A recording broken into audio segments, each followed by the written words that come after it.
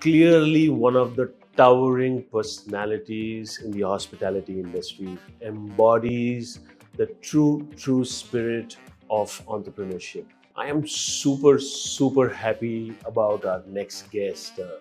He leads SAMHI, a hotel investment and an asset management platform, and is also a publicly listed company.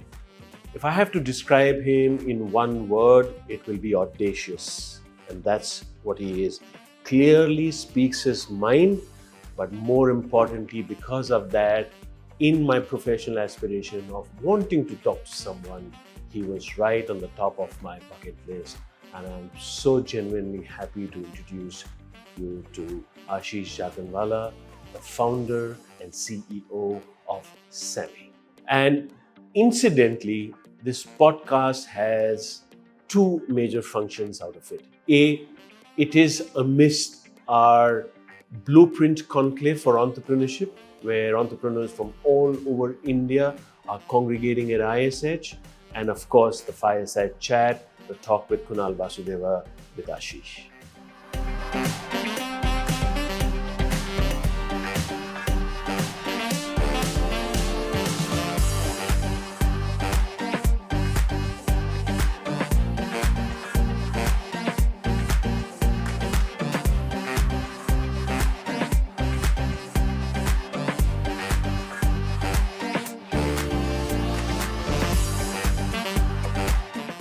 We're going to ask a lot of questions about, of course, your experience, industry, where exactly is hospitality heading. But talk with Kunal Vasudeva is also about you, the real person behind what we see. If I have to kind of really kind of sum it up, I demand a lot from myself, right? I call it an alpha or whatever. And there are very few people, and I say genuinely, who I truly get inspired from.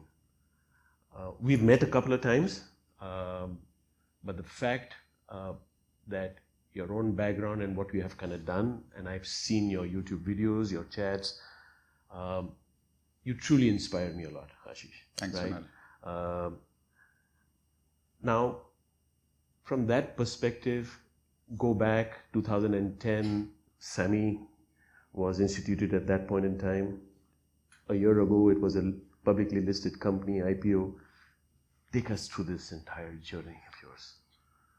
Yes, so I think I don't complicate life, right? And I remember you were trying to ask me what was my emotion when I took the company public. It wasn't anything very different to what I feel on a daily basis, which is usually very excited and inspired and enthusiastic about life, right?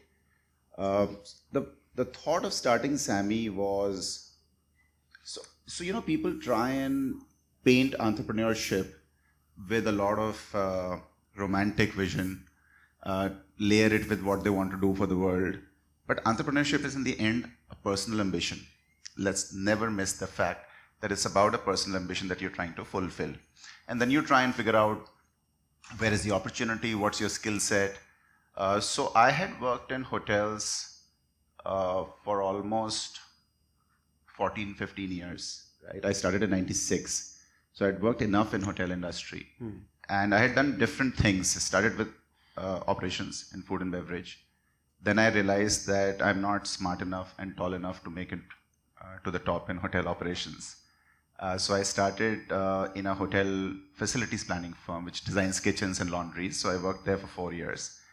Then I realized that I'm not trained to be an engineer. So I can't really get to the top here. So by that time I had done my executive MBA. So I joined PKF, a fantastic leader, Uttam Dave, that Dilip knows, you may have met in the past, right? I spent 2 years there. That was classic consulting, feasibilities, valuations, so on and so forth. And then in 2004, Accor was coming into India and set up a joint venture with Interglobe Hotels. And Uttam joined that as the president, and he got me alongside. So I started Interglobe Hotels, and I spent about 7 years there. So by 2010, I had done operations, design, consulting, and development. And I thought that was a fantastic management training to be an entrepreneur because you've done everything. the whole genesis of SAMHI came from one of the transactions I did when I came to know about host hotels in US. And I realized that globally hotel ownership is a specialized business. It's not an ad hoc business like it was mostly in India. You know, you have money, you own a few hotels, you're a real estate developer, you can build a few hotels. It is actually a fairly institutional, scalable business, and that's how I thought of starting up SAMHI. And honestly, it was a transaction for me because my business, unlike there was no word called startup at that time. There was entrepreneurs were still there, but startups were not there. This whole concept of angel, Series A, B, C, D, Nothing Z existed. wasn't really there, right? No, it didn't exist. I am glad it didn't exist because today, when you become an entrepreneur, you want to go raise seed round. You need what? $100,000, $200,000. Series A, you raise $500,000. Series B, you raise $5 million. My seed was $100 million. And thank God I didn't know that the seed capital can only be $500,000, $2 million, $3 million. I would have been scared to go out and say my seed capital is $100 million, right? So my first round that I raised was $100 million from 2 investors in the US. And then, as the rest is history, we've been able to build a reasonably well-sized company. I'm quite proud of it. So it's a very simple journey, I just, student 2010, some of these guys must have been 5 years old, right? Yeah, I'm sure. So 2010 of India was very, very different. I just wanted to understand from you at that point in time, if you just kind of look at India from an outside-in lens, I think the GDP was about 1.5 trillion. That's about it, right? 2 to 4 million were I would say people who could really kind of spend money. Right. For the VCs or private equity to look at India from that lens and then put in $100 million, because largely there were companies who were not necessarily investing in India, but they were operating in India. It wasn't easy. Yeah. No, it wasn't easy because, as you rightly said, India wasn't in favor. Actually, India was rather infamous for being a graveyard of ambitions, right? Two, the hotel sector wasn't necessarily what it is today, both in terms of scale and performance. I remember my first meeting was with a company, I won't name them. They own a bunch of hotels in New York and US East Coast. And they met me and said, what do you want to do? So I said, I want to set up a hotel company and own a few hotels. And they said, we hate this business. It gets empty every day. True. Okay. And that's a really nice perspective to our business, that it gets emptied every day. So it wasn't easy. But Kunal, investment is not just about rationality. Okay. Investment is always about part rationality and part vision. So the rationality bit may have been missing in 2010 India, but yet there was a vision about where India could be, right? Two, invariably investors invest in the entrepreneur, not necessarily in the economy, right? And you would find entrepreneurship happening even today in countries which are not so favored as India is, right? So I think it's a combination of the vision of the investor and the entrepreneur. It's a relationship that an entrepreneur can build with the investor. Rationality obviously has to play a role, but rationality is not the only thing when you're in the investment business. As much as people fancy the word investment and investment banking and all of that, the real success of that business is not just in rationality. Yeah, it's not the ecosystem, but I think what you're saying is you take the founder and his grit or her grit. It's not the Excel sheet. Yeah, it's not the Excel sheet. Excel sheet is an output. Yeah. It's not the input. And which is where most people make a fatal flaw when they get into the investments business, right? And I have come from the other side. I was like these kids here. I was taught to chop onions and peel tomatoes, right? And my knowledge of finance was very sketchy Excel sheet when I graduated out of a hotel school. Over the last 27, 28 years, I've picked it up on ground. And my learning is I can hire somebody for 5, 6, 8 lakhs a year to do the Excel sheets, but it's very difficult to find somebody who can take the bet on where the market will be in 4 or 5 years from now. Yeah. Right. Tell me something, Ashish. The fact that there is a pivot from being an executive to an entrepreneur, I see it in you. I saw that in Dilip as well. How did that happen? Because that's a giant leap of faith. Because there are 20 others naysayers around you who perhaps would say, you know what, why would you leave, let's say, an income stream to perhaps you do not know and the uncertainty around it? How did this pivot happen? So two separate things, right? Yeah. The risk taking, and the two is the nature of an individual, right? See, the nature of the individual, Kunal, let me tell you one thing. Every successful manager or a professional has to be an entrepreneur in his heart. True. And every successful entrepreneur has to be a successful manager in deeds, right? True. So these are not two separate words. I always tell people, if you're just a romantic entrepreneur, you will fail unless you're not a very methodical manager. Similarly, if you are a manager but you don't have the entrepreneurial skills, you won't go a long way in corporate careers as well, right? Today, if you look at a Tim Cook or a Satya Nadella, all the top professionals who are running global companies, I think they are more entrepreneurial than many entrepreneurs, right? And many entrepreneurs today in India, look at Zomato, right? Dipender Goyal. His transformation from being an entrepreneur to being a manager is what is making Zomato to be successful today, right? SAMHI's future success will come from how successfully I transition from being an entrepreneur to being a manager, right? So I don't think these are two separate boxes, right? I don't think you need a crazy mix, some concoction in your head to be an entrepreneur, right? So these are the same parts of an individual, and therefore I encourage many managers sometimes to think like an entrepreneur, and trust me, they'll have as much success in their professional careers as perhaps they may have as an entrepreneur. To the point which you read about even Dipinder Goyal, right? The fact that Zomato is also a listed company, and someone kind of asked him, what's your future in Zomato? He said, I would like to be the CHRO. I want to be the custodian of Zomato culture. Let everyone else kind of run the company. Yeah, so I think I also take pride in saying I'm the CEO of SAMHI, right? Today, my pride is being a manager and a successful manager of the business. So that's part one. About risk-taking ability, right? That I owe to a legendary gentleman in the industry called Homi Ibera, who unfortunately is no longer with us. And in one of the hotel conferences in 2010, Homi takes me out for a smoke. I don't smoke. He used to smoke like a chimney. And he says, why are you doing what you're doing? You should be an entrepreneur. What you do in a living, which is buy hotels, buy land for hotels, raise capital in Accord, you should be an entrepreneur. And I asked him this question that you're asking me today, that listen, what if I am not able to raise capital and I'm a professional, I don't have the protection of a business family? And he said, what's the worst thing? You know, you will go out to set up a business, fail in 6-8 months, eat the humble pie, come back. Do you think you're good to get a job which is 70% of what you earn today? I said, yeah, I'm sure I'll find a job like that. So he said, then there's no risk really, right? So I think the risk taking was an easier bet because you had confidence about your professional capabilities, right? But I think this transition from being a manager to an entrepreneur can only happen if you were always an entrepreneur, right? Even in Accor Interglobe, I take pride in the fact that I worked as an entrepreneur there for 6-7 years. Even when I was working before that at PKF, I think I always had this sense of ownership about what I was doing, right? Yeah. I would never just woke up at 5 o'clock in the evening and saying my job is done, I don't care. Yeah. So long as you care about what you're doing, you can be an entrepreneur. If you care about ISH, you're an entrepreneur. If tomorrow Bhavna is working for Holiday Inn Express platform and she has a sense of ownership, she is an entrepreneur. And can she make that transition? Very easy. Yeah. I need to go back to perhaps your early years and your early influences, Ashish. I'm also trying, through the school and through this talk, trying to look back.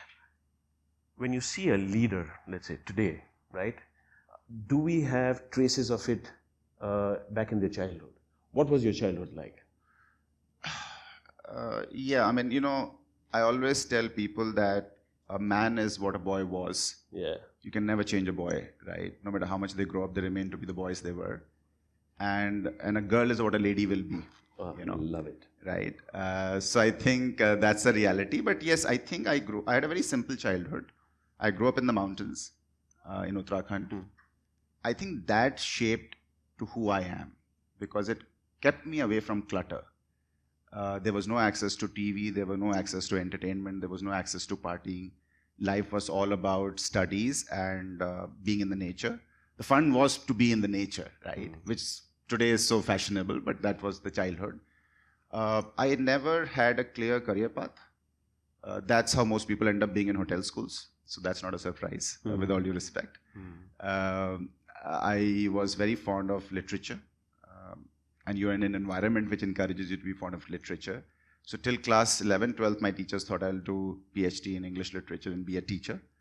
But then I got bored of that. I came to Lucknow, which was my hometown actually. While my real life is in the mountains, my hometown was Lucknow.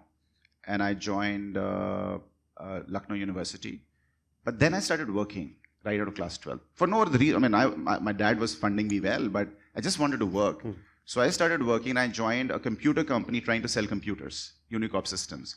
And at that time, a simple computer used to cost 4 lakh rupees, right? So 2 things happened after 1 year. A, I couldn't sell a single computer, right? Because I don't know how to sell. And it was a really humbling experience that I just could not sell a single computer in 1 year. 2, I had no attendance to appear for my exams because I was trying to work. So then I didn't know what to go and tell my dad, and I saw this advertisement for IHM. So I said, this could be a good way out of this current situation. If I can crack this, I don't have to appear for my final exams at the university, and I clearly may not have a job next year in selling computers, right? So I got through IHM and I went to my dad and I said, listen, good news. I've got a professional course. This is what I want to pursue in life. And that's how I landed up being in a hotel school, right? And this was when? Somewhere in the 80s? No, sorry, 90s? What do you think? I joined IHM in 93. I passed out in 96. Yeah. And immediately after that, of course, was the employment route which you kind of... Yeah, so I worked in, I started my career with Claridge's in Delhi. I worked there for 2 years in F&B operations. Then I, as I told you, worked with Narendra Verma for about 4 years. Fantastic leader, can teach you a lot about hotel design. So I spent 4 years with Vicky Verma. Then I joined Uttam. So that's how the career has Tell me something. There is a lot of fallacy out there, right? I come from that education kind of background. When you look at the students, I'm talking about the non-hospitality student, the aspiring students, the big picture of hospitality is very evasive, is very... they can't see the entire big picture, right? So what's really happening today is there is a degrowth of the number of aspiring students joining the hospitality industry. What do you think that reason could be? Yeah, so I think, first of all, the ratio, and I've said this before in a forum, the ratio of commitment to compensation in this industry is very poor, right? And I think that is discouraging students to pursue this as a potential career. By that, I mean the number of hours you have to put in, the number of years you have to put in to pick up the skills to be a leader, because it's a skill-based industry in the end, right? It's not a education-based industry, it's a skill-based industry, right? So the combination number of hours and years that you're required to put in to be successful, I think is discouraging students to be a part of the hospitality industry. Having said that, Kunal, I think the whole education system is resisting transformation, but has to go through a transformation, right? I mean, listen, education and religion are very similar. They both have a fear of change, right? If you've seen a movie called Two Popes, one pope tells the other pope that if religion keeps changing, there'll be none left. And a lot of people in the education feel the same, that if you keep changing education every year, there will be none left at the end of it, right? But I think the last decade or two has been transformative generally for everybody. So there has to be some change, and I think this whole focus on hospitality education after class 12th, or tech after class 12th, or arts after class 12th, I think this will have to change, and we'll have to follow a US system where people are given more flexibility through their undergraduate years to then eventually decide what they want to do. Yeah, right? You're so right. And that already has happened, Ashish, since 2020 in India. I call it the demonetization of education. Absolutely. Which has kind of happened. And today, and the way we are kind of pivoting, even from an ISH perspective, it's liberal, plus it's interdisciplinary, and you overlay it with business and hospitality. You know, liberal education, though, sounds like an uncommitted lover, Yeah. right? What is liberal and education together, right? It's discovery at the end of the day. Yeah, so see, I tell you what, because of, okay, so there are two separate things. Exposure and experience are often misunderstood. Today, even my daughter at 15 is very well exposed. But that can't be confused with experience, right? Because you can see a YouTube video, you can follow a few people, general prosperity is increasing, so you tend to sit in circles which are doing well. And all of this is fabulous exposure, but yet not adequate experience, right? Because of that excessive or maybe adequate exposure, people are trying to determine too early in their lives what they want to do and how they want to do, right? I always tell colleges that please give us students who understand hard work, who understand discipline, who understand how to learn. And you know, the purpose of education is to teach somebody how to learn, not necessarily what to learn, right? So you give them discipline, you give them commitment, you give them the ability to learn. You know, very similar to your kitchen here, please give me the right ingredients, because we all have our own recipes, right? So you can't give me a ready frozen dish before you send it to, to industry. That this is a great guy, his skill set is finance, he will be an entrepreneur, or he'll be a... No, that is too early. You give us a kid who is committed, disciplined, can learn, has basic skill set. So that's the ingredient for a great dish, right? But if it comes to SAMHI, my recipe is different. If he goes to Taj, the recipe is very different. If he goes outside of the industry, the recipe will be very, very different, right? So we should stay away from creating recipes in educational institutes. We should focus on creating... You're so right. It's a farm. It's a farm. Absolutely right. I can only talk about the ISH philosophy, which you kind of spoke about, and you've been on an advisory board, you've been an independent director with us. Eventually, it just leads to two things, and everything else follows after that is, can they think? Correct. And can they solve problems? Correct. We are in fact going to a third aspect right now. It's our own evolution is, can they do problem spotting? You know, if you proactively problem spot, right, then problem solving is a reactive. And teach them failure. You know, please teach. Today, people can't deal with failure. You know, my daughter, when she scores less and she's upset, I tell her, you know, exams are not to test how well you do. Exams are to test how you behave when you don't do well. I love it. You know. Absolutely. And I think our sense of pride has become too high, so right, that we can't accept failures anymore, right? So teach them to fail. Yeah. Because they fail. My biggest problem with the young people is when you reprimand them, they go into depression, right?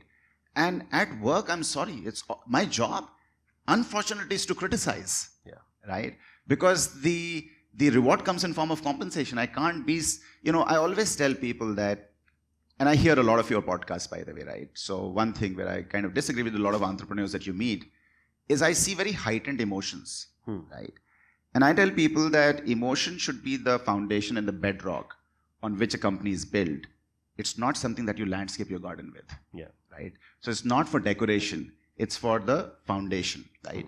And that's the problem when they come to work. They often find the environment to be low on EQ because nobody cares about them. People were insensitive how they spoke to them. You can be reprimanded out in the open. And they just take it very emotionally, right? And there's a new word about saying, I have anxiety issues. I mean, I don't know what is anxiety issue really, right? So I think they need to be taught to fail. They need to be taught to deal with mediocrity, right? Any successful CEO has to deal with 80% mediocrity, 20% excellence. Yeah.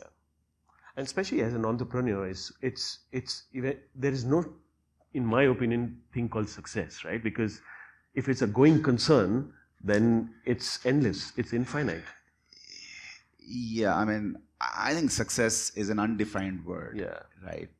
Everybody tries relative to define... to your definition. There is undefined. I don't know what success... I don't know yet what success is. True. You know, when I started working, my dream was that the day I get a 5-digit salary, it'll be, what will I do with that? Today I look back and I don't know how to define success really, right? So I think that's what I tell people, that, you know, teach them to fail, right? And fail every day. and they need to be taught to be nobody. That's really, really important, And we face this problem when we run businesses. People have become too sensitive to be wrong. People who have earlier worked with SAMHI speak volumes about you, right? And they say eventually it's when you're looking outside in is a true reflection of a man or a character. What's your philosophy been, your leadership style? It's very informal, Kunal, right? And I think people who work with me probably will be able to better judge me. But from beginning, we've kept it to be fairly informal. Also, we've stayed away from the wokeism of us. When you join an organization, you're taught team is more important. I disagree. The individual is more important, right? So never let eyes be lost in the wokeism of us, right? So every time somebody joins SAMHI, we are hiring a Kunal Vasudeva. We are hiring a Bhavna Mishra.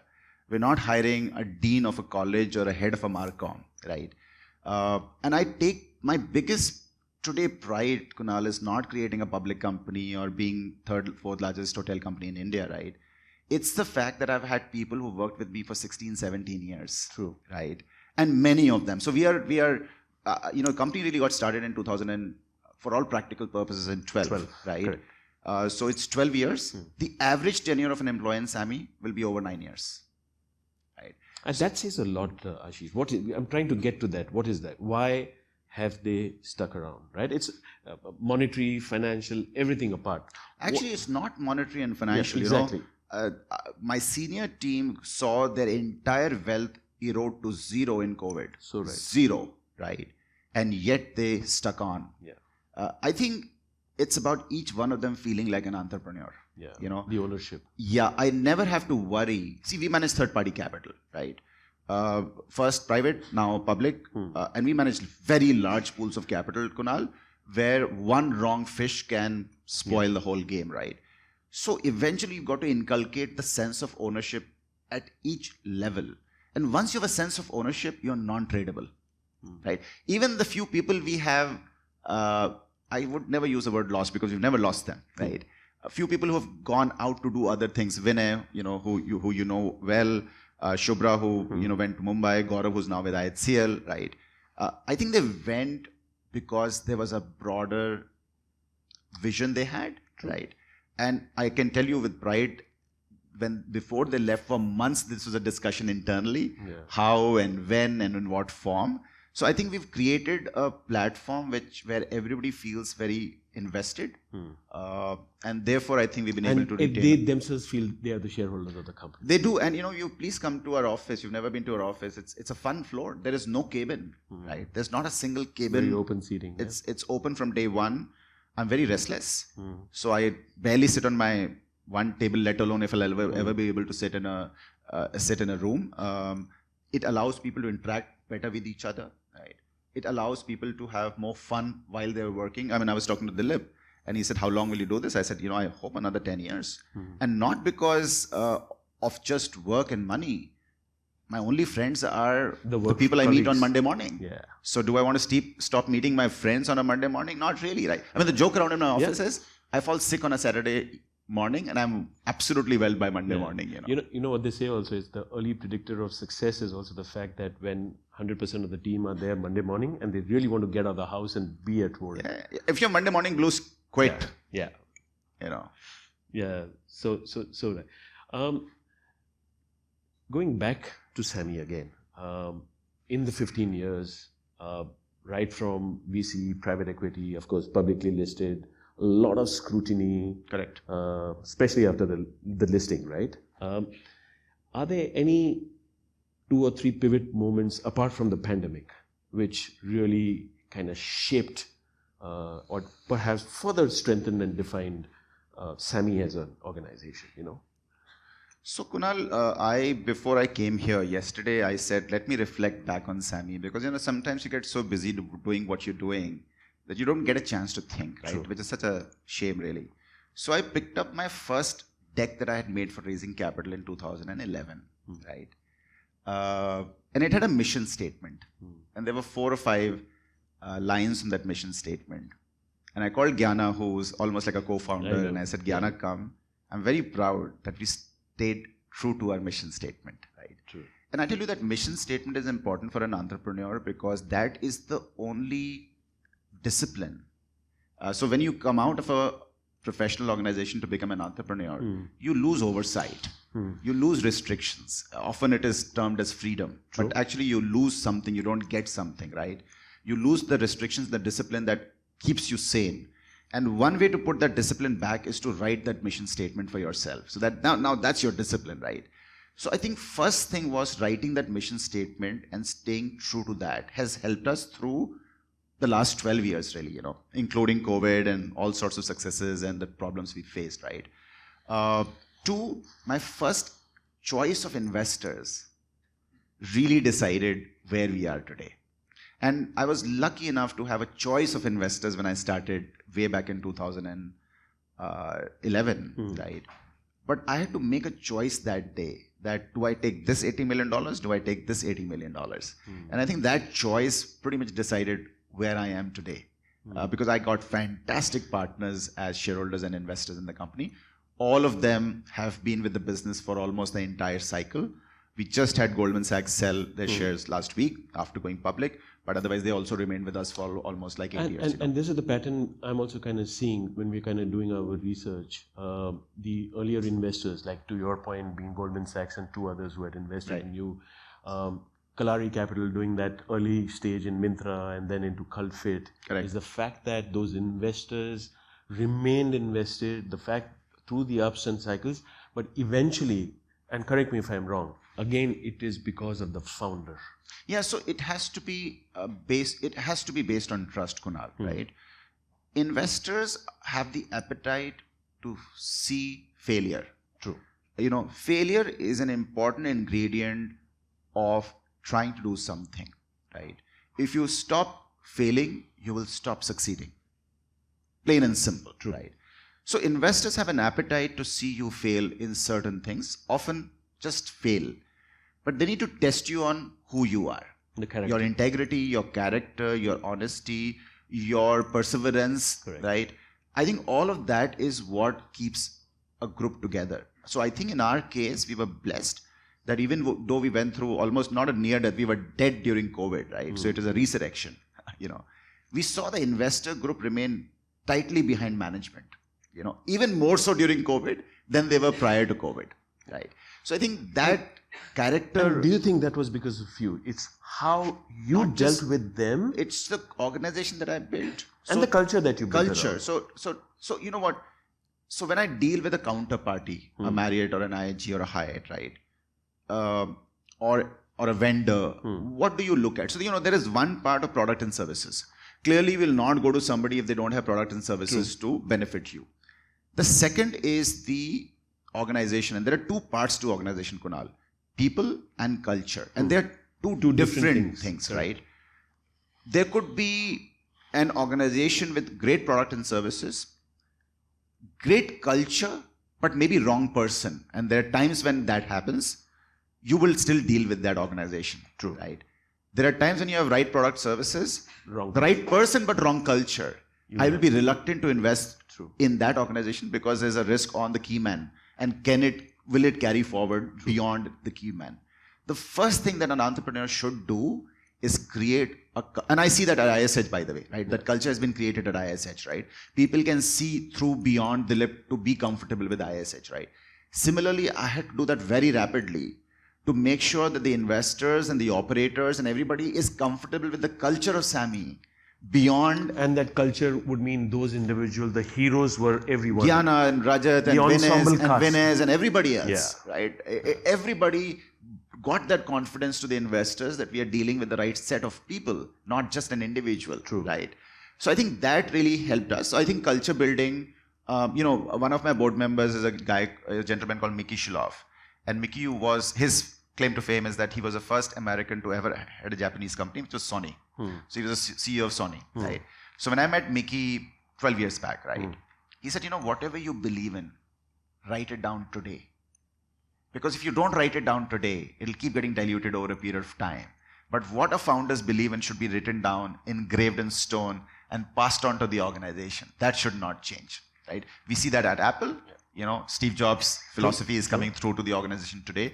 So I think the first job of an entrepreneur is to, very similar to that of a parent, is to pass on the cultural instincts to the rest of the organization, right?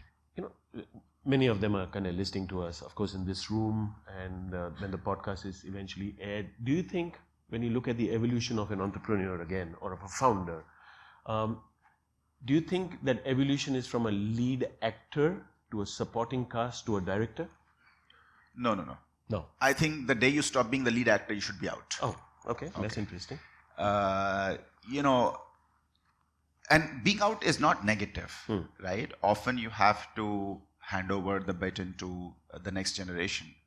But try and understand, you're a leader for certain reasons, right? Most of it is your conviction about what needs to be done. And that direction is really important, and it cannot be ever distributed, you know. I am all for discussion, debate, disagreement, but somebody needs to set the vision. True. So I believe that as a leader, you either are in or you step really aside, which is what happened with companies like Infosys, when Narayan Murthy really stepped out, right? It has happened with even companies like Microsoft, where Bill Gates just stepped out, right? Because the next guy needs to be allowed to be a leader, right? He cannot be a leader there's no leader under a shadow, by the way, right?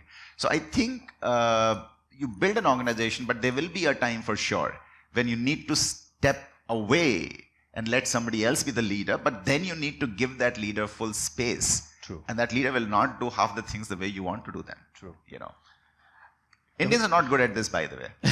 You know, coming back again to SAMHI, as I said, you know, when you raised $100 million, just kind of take us through eventually, because it's both an asset management platform and a hotel ownership company. When you were choosing brands, what were those criterias within cities, perhaps within city, multiple brands? How did you choose those brands? So I think first was the segment that we want to invest in, and we were very clear we want to be in the affordable segment. I don't want to confuse people with mid-scale, upper mid-scale, upscale, upper upscale, all of that. The affordable. But I think affordable. Yeah. We wanted to stay away from luxury, not for any other reason, but the fact that our balance sheet was not large enough to be a luxury owner, right? So that's one. Now within that, you go and choose and shortlist the brands which are available.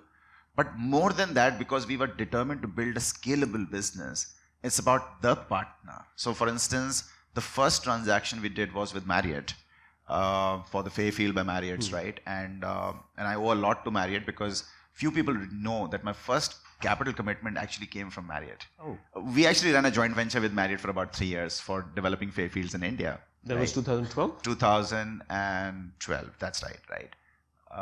So, you know, Marriott wanted to bring mid-scale into India, because till then they were all about the Marriotts, the Courtyards, the Ritz-Carltons.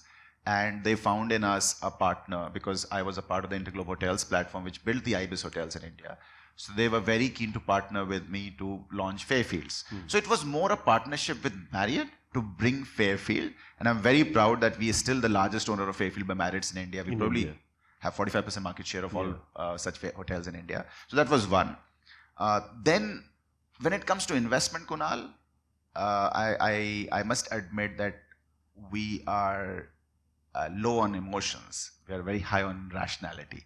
When it comes to partners, it could be different. But when it comes to brands, we are all about rationality, right? So we partnered with Starwood Hotels, and actually Dilip was the CEO at that time, you know, in Starwood Hotels. We did Marriott.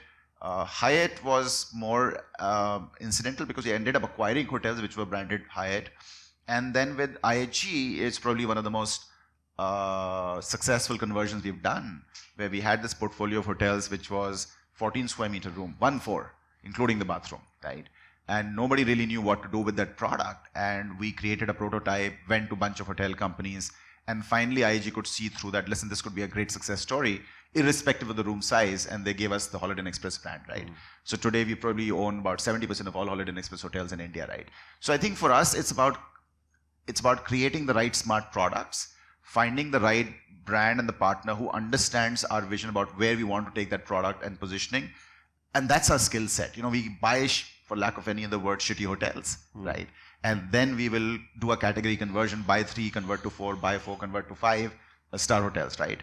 And that is what has allowed us to pace up our growth. We are very proud of the fact that we today own about 4,800 operating rooms in the country. Would make us either third or the fourth largest owner of hotel rooms in India, all in the last 12 years. The next youngest company will be 25 years old, right?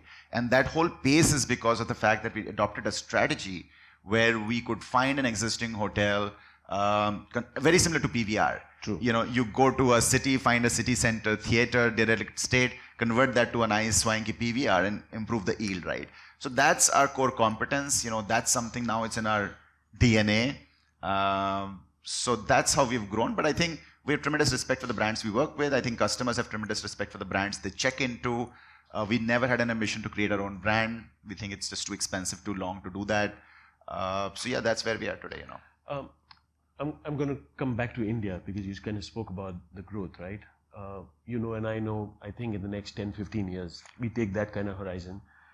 We would be closer to, if not anything about, I would say, $8 to $10 trillion. And every $1 trillion India grows, there's about 100 million people who are being uplifted from the whatever segment they're in, into the next segment. What do you think is the future of that hospitality in this exponential growth? For sure, people will travel. I'm not asking about those questions. But which segment would perhaps grow much more? And when there are a couple of questions layered in this. When an aspiring India is actually climbing up, would he still see as India as a market which he wants to explore? Because an aspiring India literally either wants to, let's say, look at Far East, Southeast, South Asia, maybe sometime in Europe. I get these mixed signals, and I say it as an outsider because I'm not a hotelier. Thankfully, I've been in consulting before, and I did a lot of work in the tourism space, right? So when I was at PKF, we used to do a lot of work with Hong Kong Tourism Board, right? So I've studied tourism well. Success of tourism is all about short-haul travel. Okay. So if you look at why Paris for decades has been one of the most successful tourist destinations, is because look at the short haul to Paris. It's within all Europe. Of prosperous Europe, right? So all the UK market, the rest of the European market is very prosperous, right? And when you have prosperous travelers in short haul, it becomes a booming travel destination, right?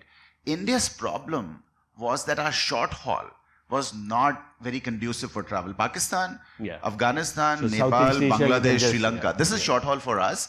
And therefore, obviously, we did not have our travel market boom to the extent it should have.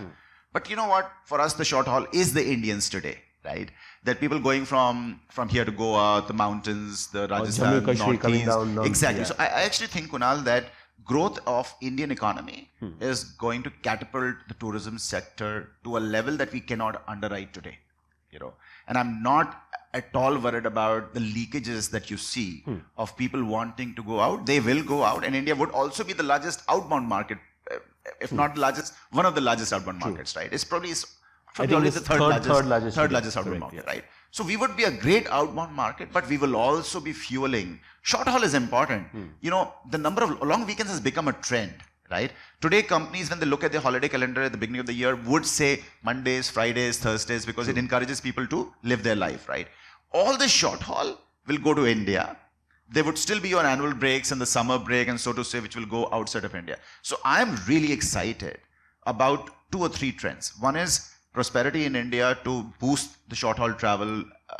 The 2 is urban tourism.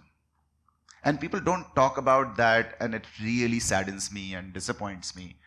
The success of Indian tourism will come when urban tourism takes off. And by that, I mean, you go to Singapore, okay, to be a traveler. You go to London to be a traveler. You go to New York to be a traveler. These are also large office markets, by the way, globally, right? We're not doing that enough when we go to Bombay, when we go to Bangalore, when people come to Delhi, largely because the urban quality is not very good. No footpaths, a lot of dirt. The F&B bylaws are very archaic, no al fresco dining. So that the urban experience that you get when you go to Singapore or London or Paris, You don't get you that. don't get that in India, but it's a matter of time. Yeah. Right? You get that in Goa. You may get that in one You other are city. starting to get that in Gurgaon when you go to a cyber hub True, or elsewhere. So I think as urban tourism explodes, Kunal, hotels in big cities don't know what to do, because right now my occupancies on weekdays is 80% plus. If I look at Tuesday, Wednesday, Thursday, it's 80% plus, right? Shoulder is Monday and Friday, and weekends tend to be really poor. But as the weekends go up past 75%, that's when the real fun happens. Yeah. You know, at Hixa, when you heard even Peter talk about the fact that between Air India and now Indigo, they have about 1,000 planes on order, and these are largely 4 years out. Correct. So eventually they have mapped how many Indians would be kind of traveling from 15 crores. I believe it's going to be about 35 crore Indians, right? After US, China will be the third largest market. Does the industry as a whole also look at this exponential growth as an industry? No. Industry, unfortunately, is a bit slow in responding to opportunities. Our industry is very reactive. Right? I think one of the opportunities for our industry is to look at data more seriously. We're not a data-backed industry. We are very poor adopters of technology. We are very poor analysts of future, so to say. Right? So I actually think that industry is not necessarily able to identify and commit to the opportunity. See, one is to talk about opportunity, right? The second is to commit to the opportunity. We talk about the opportunity, but we're not committing to the opportunity. And commitment to that opportunity will mean hotel companies have to do a lot more than what they're doing today, right? I think there is a bit of a reluctance to commit to that imminent opportunity. Part of the reason is it's a capital intensive industry, cost of capital is high, but I still think people need to be able to commit to that imminent opportunity in India and not just talk about it, So I think the industry needs to do a little bit more. So do you think maybe some larger players need to kind of look at it? Maybe, some large funds need to kind of look at it for it to give it literally a fillip? Okay, so I think that more and more companies in India accessing public markets is a great solution, or is a great opportunity for the industry to expand, right? So I think you got Chalet, IHCL. IHCL was always there, EIH was there, then came Lemon Tree, Chalet, us, Juniper, Park Hotels, right? I think we would like the public markets to be more welcoming of the hotel companies in India, and I think they are. They understand the opportunities, right? So you would see some capital formation happening. The balance sheets have been resurrected across for most companies because of being able to raise capital through public markets. Healthier balance sheets means I have more capital available to grow. So this is the first time, Kunal, in the last 20 years that hotels actually have positive investable surplus of free cash. Okay. For the last 2 decades, we were barely making money to pay off the debt. Leverage is an important part of hotel ownership, right? So we were barely able to pay off the debt or have enough profits to invest for future growth. Today you have that. Is it by design, or today do you have better CEOs looking at it? No. It's just the evolution of the industry. Listen, I think when people compare hotels in India today to hotels in India 20 years back, it's like comparing me when I am today to when I was 10 years old, right? Industry was growing, in 2000, right, or 2001, 2002, there was no hotel industry worth its name. All of India had probably 50, 60, 80,000 rooms. So you're talking about evolution of an industry which has happened over the last 2 decades, right? So today you're seeing the early forms of the hotel industry in India. It's still early forms, right? 2 decades back, there was no industry. There were just sporadic hotels and few companies, right? So today there is an industry which can fund its growth. So could you perhaps could we compare this with, let's say, where China was in early 2000 is where India is today? Hey, listen, China and India are really different.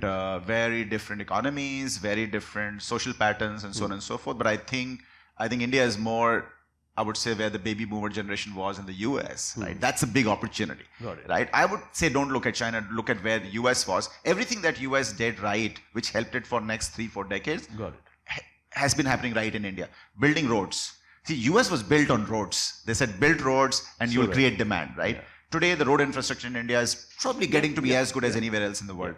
The airport infrastructure in India, I proudly say, is probably better than anywhere else in the world, right? So Today, you really have an industry. Back then, you had few individuals. And the ability of industry to fund its growth is very different from the ability of an individuals to fund the growth of an industry, right? True. So today you have an industry funding itself, right? You have Chalet growing, you have Lemon Tree growing, you will have SAMHI growing, you will have for sure Juniper and Park Hotels growing. So now you will see capital being invested for growth. Now we are making money to create products and services, right?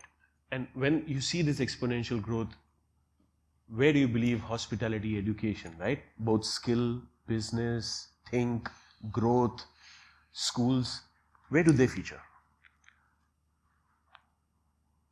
See, I hate to say this. I was a good student, but I was not a very good student. So I don't think much about education, to be honest with you, right? Do I have a ready-made answer for this? No, but I think some bit of fine-tuning is definitely needed, Kunal, right? Students should not find themselves in a complete shock when they walk out of a college to go to the industry, right? Yet there will always be shocks, you know. So I think the industry needs to definitely teach data and analytics. That's one area which we keep running away from because we are not good at it, right?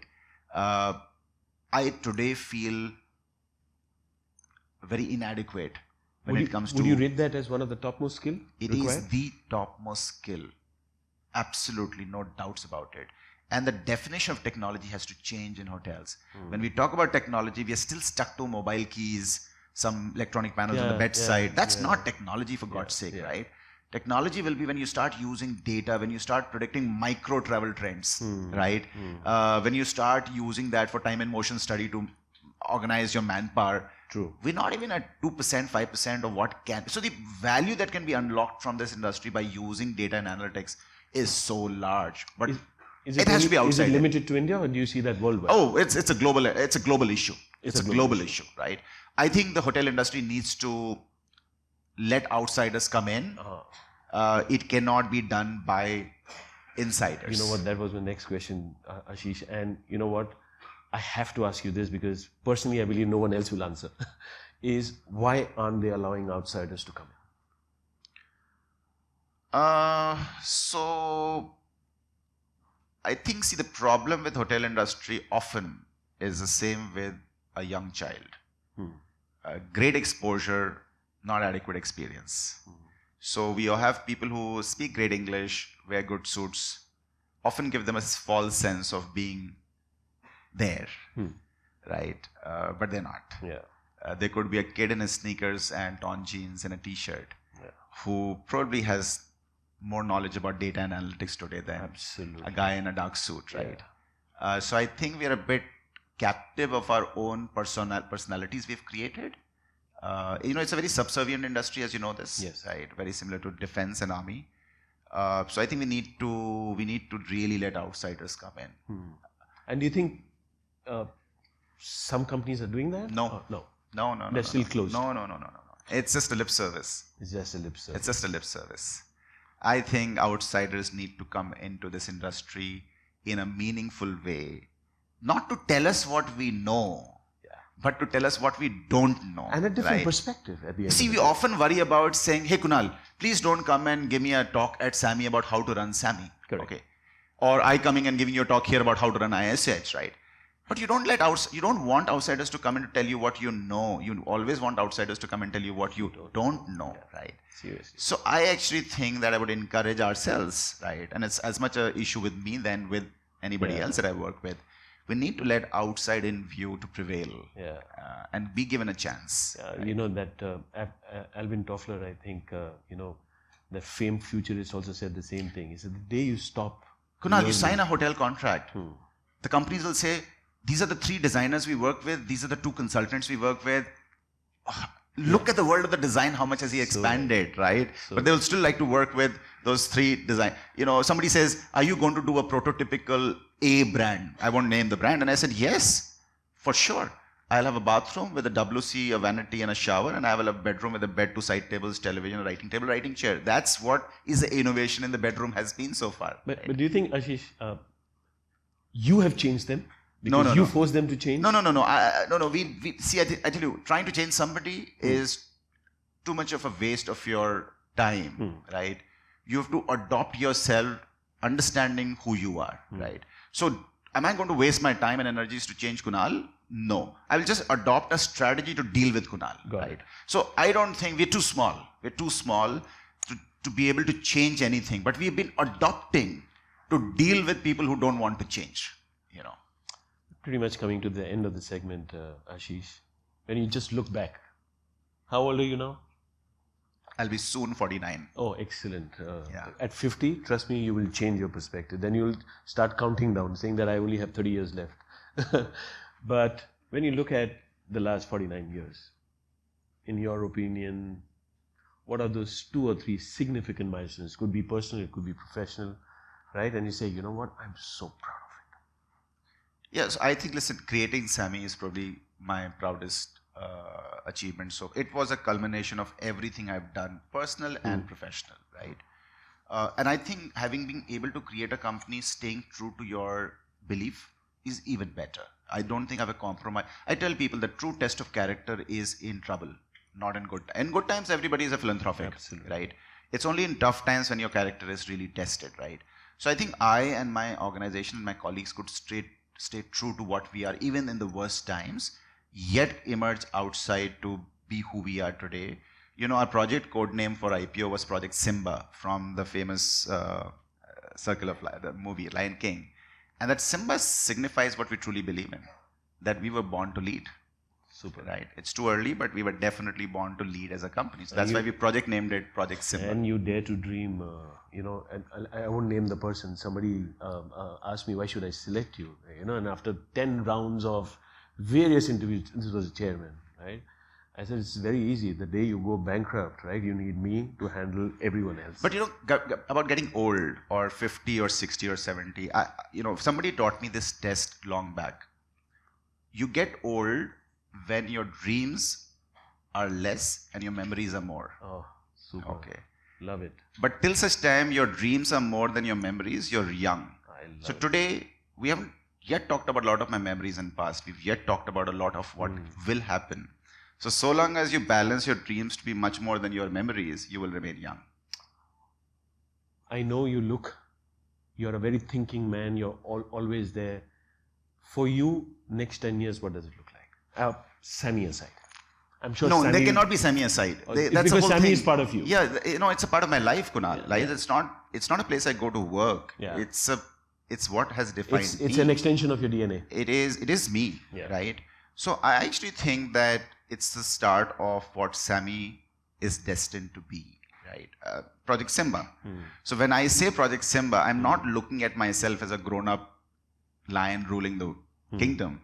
I'm looking at ourselves as a young child, but who is definitely destined to be the king one day, right? So the Project Simba really signifies what I believe in for the next 10 years. Listen, I think I'm very excited about where the industry is headed. I'm very excited about what we've built over the last 10 years for the next many, many years to come, actually, not just next 10 years.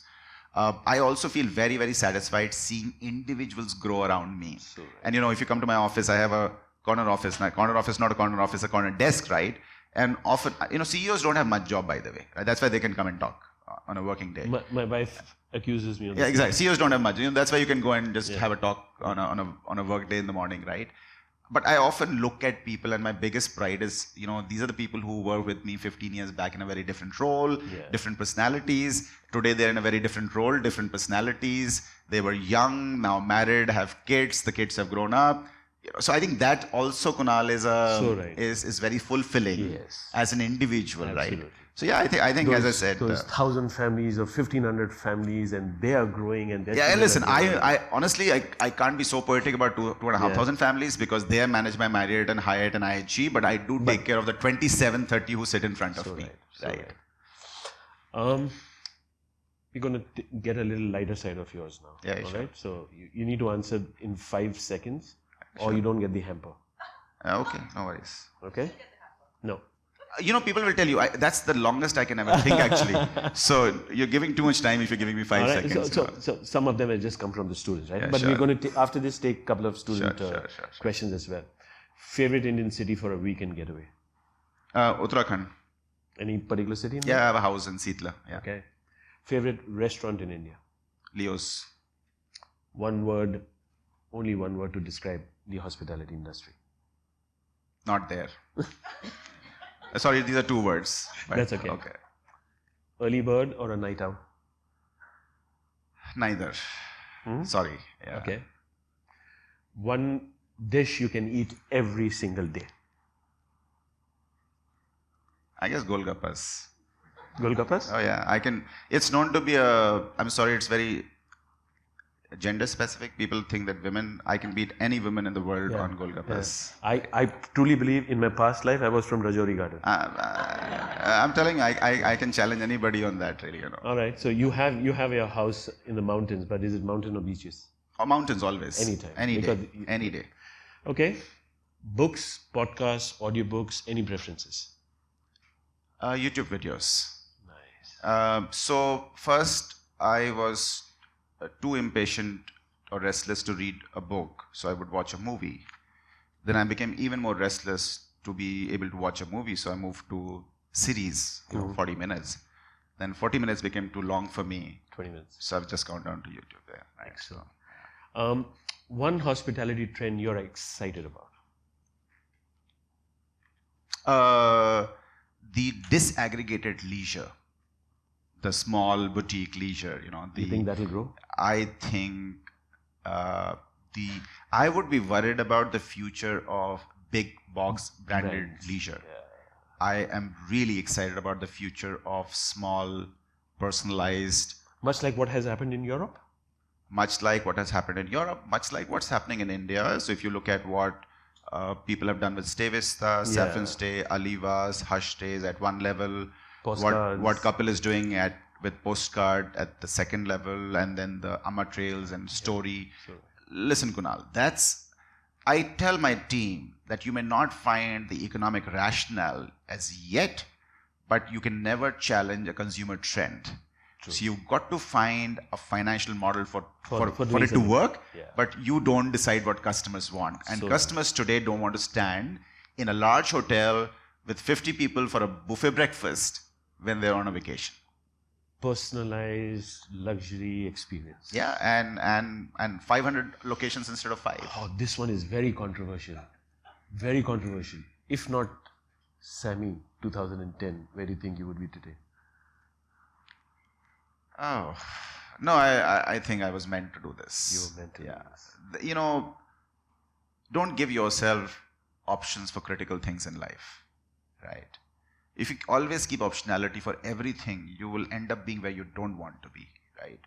So I think I always dreamt of running a business, and that didn't come from great intellectual inspiration. It came from watching a lot of content on TV where you see companies and CEOs and all of that. So I think I always dreamt of running a business one day. So I think it was always destined to be this. This is what I always wanted to do. And I think people say success is about being at the right time, at the right place at the right time. And by the way, that's easy. It's easy because you just need to find the right place. You just need stand to there and be opportunity. And stand there till the right time comes. Absolutely. So I always tell people, find the right space for yourself, right? Keep standing there. Don't give up. Keep learning. When Time the will opportunity come. comes. Time will come. So, but if you keep moving, if not SAMHI, what else? If you keep moving the space, then your permutations become much more complicated. I mean, people who understand permutation combinations, right? Yeah. If you have both as variables, then it becomes really crazy. Then it really becomes luck. But if you fix the space or the place where you want to be, and you're waiting the time to intersect, then it's a much higher probability, really.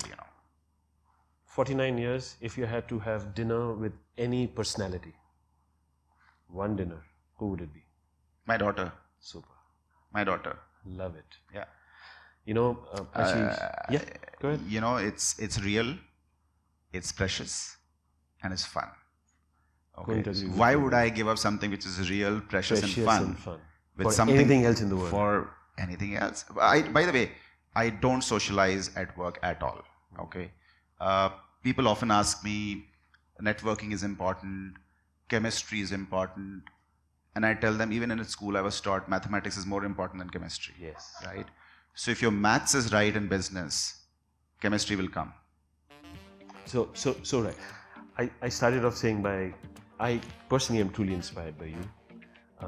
At the end of the conversation, I remain even more Slightly inspired. disappointed. Not Okay, at all. yeah. Not at all. Seriously, not too many people influence me, right? And Ashish, you're one of them. Thank you so And I can only you.